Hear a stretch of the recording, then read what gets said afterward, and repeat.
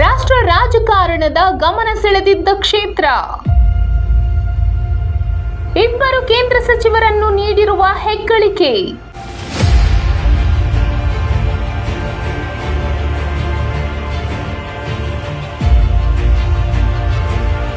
ರಾಷ್ಟ್ರ ರಾಜಕಾರಣದ ಚರಿತ್ರೆಯ ಪುಟಗಳಲ್ಲಿ ದಾಖಲಾಗಿದ್ದ ಚಿಕ್ಕಮಗಳೂರು ಲೋಕಸಭಾ ಕ್ಷೇತ್ರ ಪ್ರಸ್ತುತ ಉಡುಪಿ ಚಿಕ್ಕಮಗಳೂರು ಕ್ಷೇತ್ರವಾಗಿ ಬದಲಾಗಿದೆ.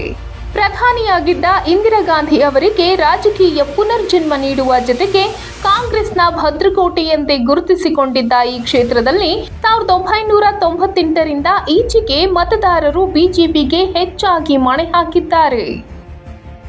ಪ್ರಸಕ್ತ 2024ರ ಚುನಾವಣೆಯಲ್ಲಿ ಬಿಜೆಪಿ ಅಭ್ಯರ್ಥಿ ಕೋಟ ಶ್ರೀನಿವಾಸ ಪೂಜಾರಿ ಹಾಗೂ ಕಾಂಗ್ರೆಸ್ ಅಭ್ಯರ್ಥಿ ಜಯಪ್ರಕಾಶ್ ಹೆಗ್ಡೆ ನಡುವೆ ಹಣಾಹಣಿ ಆರಂಭಗೊಂಡಿದೆ. ಯಾರು ಮೇಲುಗೈ ಸಾಧಿಸಲಿದ್ದಾರೆ ಎಂಬ ಕುತೂಹಲ ಕೆರಳಿಸಿದೆ. ಒಬ್ಬರು ಪ್ರಧಾನಿ, ಒಬ್ಬರು ಮುಖ್ಯಮಂತ್ರಿ, ಇಬ್ಬರು ಕೇಂದ್ರ ಸಚಿವರನ್ನು ನೀಡಿರುವ ಹೆಗ್ಗಳಿಕೆ ಚಿಕ್ಕಮಗಳೂರು ಕ್ಷೇತ್ರಕ್ಕಿದೆ. ತುರ್ತು ಪರಿಸ್ಥಿತಿಯ ನಂತರ ರಾಜಕೀಯ ಅವನತಿಯಲ್ಲಿದ್ದ ಇಂದಿರಾ ಗಾಂಧಿಯವರನ್ನು ಉಪಚುನಾವಣೆಯಲ್ಲಿ ಇಲ್ಲಿನ ಮತದಾರರು ಗೆಲ್ಲಿಸಿ ಪ್ರಧಾನಿ ಪಟ್ಟಕ್ಕೆ ಏರಿಸಿದ್ದರು. ಇಂದಿರಾ ಗಾಂಧಿ ಸ್ಪರ್ಧಿಸಿ ಗೆದ್ದ ಕಾರಣಕ್ಕೆ ಚಿಕ್ಕಮಗಳೂರು ಕ್ಷೇತ್ರ ದೇಶ ಮಾತ್ರವಲ್ಲದೆ ಜಗತ್ತಿನ ಗಮನವನ್ನೇ ಸೆಳೆದಿತ್ತು. ಆಗಿನ ಚುನಾವಣೆಯಲ್ಲಿ ಇಂದಿರಾ ಗಾಂಧಿ ಮತ್ತು ವೀರೇಂದ್ರ ಪಾಟೀಲ್ ನೇರ ಎದುರಾಳಿಗಳಾದರೆ ಉಳಿದಂತೆ ಕಣದಲ್ಲಿದ್ದವರ ಸಂಖ್ಯೆ 26. ಕ್ಷೇತ್ರದ ಇತಿಹಾಸ.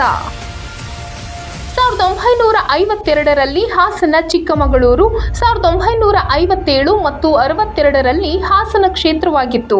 ಈ 3 ಅವಧಿಗಳಲ್ಲಿ ಕಾಂಗ್ರೆಸ್ನ ಸಿದ್ದನಂಜಪ್ಪ ಗೆದ್ದಿದ್ದರು. ಅದರಲ್ಲೂ 1957ರಲ್ಲಿ ಸಿದ್ದನಂಜಪ್ಪ ಅವಿರೋಧವಾಗಿ ಆಯ್ಕೆಯಾಗಿದ್ದರು.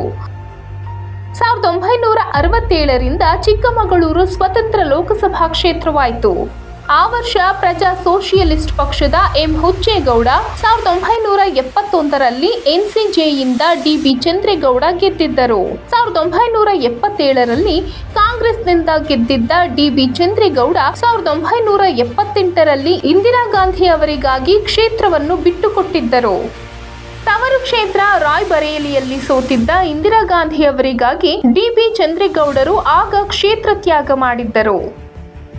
ನಂತರ ನಡೆದ ಉಪಚುನಾವಣೆಯಲ್ಲಿ ಇಂದಿರಾ ಗಾಂಧಿ ಚಿಕ್ಕಮಗಳೂರು ಕ್ಷೇತ್ರದಿಂದ ಸ್ಪರ್ಧಿಸಿ 2,49,376 ಮತಗಳಿಂದ ಗೆಲುವು ಸಾಧಿಸಿದ್ದರು.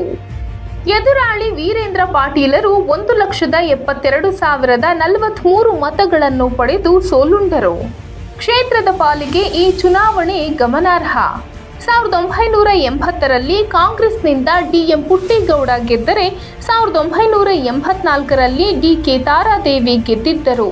1989ರಲ್ಲಿ ಪುನಃ ಡಿಎಂ ಪುಟ್ಟೇಗೌಡ ಗೆದ್ದರೆ 1991ರಲ್ಲಿ ಗೆದ್ದ ಡಿಕೆ ತಾರಾದೇವಿ ಕೇಂದ್ರದಲ್ಲಿ ಆರೋಗ್ಯ ಸಚಿವರೂ ಆಗಿದ್ದರು. 1996ರಲ್ಲಿ ರಾಜ್ಯದಲ್ಲಿ ಜನತಾದಳದ ಅಲೆ ಇದ್ದಾಗ ಆ ಪಕ್ಷದಿಂದ ಬಿಎಲ್ ಶಂಕರ್ ಗೆದ್ದಿದ್ದರು. ವಿಶೇಷವೆಂದರೆ 1998ರಲ್ಲಿ ಡಿಸಿ ಶ್ರೀಕಂಠಪ್ಪ ಗೆಲ್ಲುವ ಮೂಲಕ ಜಿಲ್ಲೆಯಲ್ಲಿ ಪ್ರಥಮ ಬಾರಿಗೆ ಬಿಜೆಪಿಯ ಬಾವುಟ ಆರಿಸಿದ್ದರು. ನಂತರ 1999, 2004ರಲ್ಲೂ ಡಿಸಿ ಶ್ರೀಕಂಠಪ್ಪ ಬಿಜೆಪಿಯಿಂದ ಗೆದ್ದಿದ್ದು 2009ರಲ್ಲಿ ಇದೇ ಕ್ಷೇತ್ರದಿಂದ ಸಂಸದರಾಗಿ ಆಯ್ಕೆಯಾಗಿದ್ದ ಡಿವಿ ಸದಾನಂದಗೌಡ ನಂತರ ಅನಿರೀಕ್ಷಿತ ಬೆಳವಣಿಗೆಯಲ್ಲಿ ಮುಖ್ಯಮಂತ್ರಿಯೂ ಆದರು. 2009ರ ನಂತರ ಚಿಕ್ಕಮಗಳೂರು ಸ್ವತಂತ್ರ ಕ್ಷೇತ್ರ ಮರೆಯಾಗಿ ಉಡುಪಿ ಚಿಕ್ಕಮಗಳೂರು ಕ್ಷೇತ್ರ ರೂಪುಗೊಂಡಿತು. 2012ರ ಉಪಚುನಾವಣೆಯಲ್ಲಿ ಕಾಂಗ್ರೆಸ್ನಿಂದ ಜಯಪ್ರಕಾಶ್ ಹೆಗ್ಡೆ ಗೆದ್ದರೆ 2014ರ ಚುನಾವಣೆಯಲ್ಲಿ ಬಿಜೆಪಿಯ ಶೋಭಾ ಕರಂದ್ಲಾಜೆ ಆಯ್ಕೆಯಾಗಿದ್ದರು. 2019ರಲ್ಲೂ ಶೋಭಾ ಕರಂದ್ಲಾಜೆ ಪುನರಾಯ್ಕೆಯಾದರು. ಕ್ಷೇತ್ರದ ಒಟ್ಟಾರೆ ಇತಿಹಾಸ ಗಮನಿಸಿದರೆ 1998ರವರೆಗೂ ಇದು ಕಾಂಗ್ರೆಸ್ನ ಭದ್ರಕೋಟೆ. ಚಿಕ್ಕಮಗಳೂರು ಜಿಲ್ಲೆಯಲ್ಲಿ ಬಿಜೆಪಿಯ ಪತಾಕೆ ಹಾರುವ ಮುನ್ನ ಕಾಂಗ್ರೆಸ್ಗೆ ಆಗಾಗ ಪೆಟ್ಟು ಕೊಟ್ಟಿದ್ದು ಜನತಾದಳ. ಲೋಕಸಭೆ ಮತ್ತು ವಿಧಾನಸಭೆ ಚುನಾವಣೆಗಳಲ್ಲಿ ಹಲವು ಬಾರಿ ಕಾಂಗ್ರೆಸ್ ಪಕ್ಷವನ್ನು ಮಕಾಡೆ ಮಾಡಿ ಜನತಾದಳ ಗೆದ್ದು ಬೀಗಿತ್ತು. 1998ರ ನಂತರ ಜಿಲ್ಲೆಯಲ್ಲಿ ಕಾಂಗ್ರೆಸ್ ಮತ್ತು ಬಿಜೆಪಿ ನಡುವೆ ನೇರ ಫೈಟ್ ನಡೆಯುತ್ತದೆ.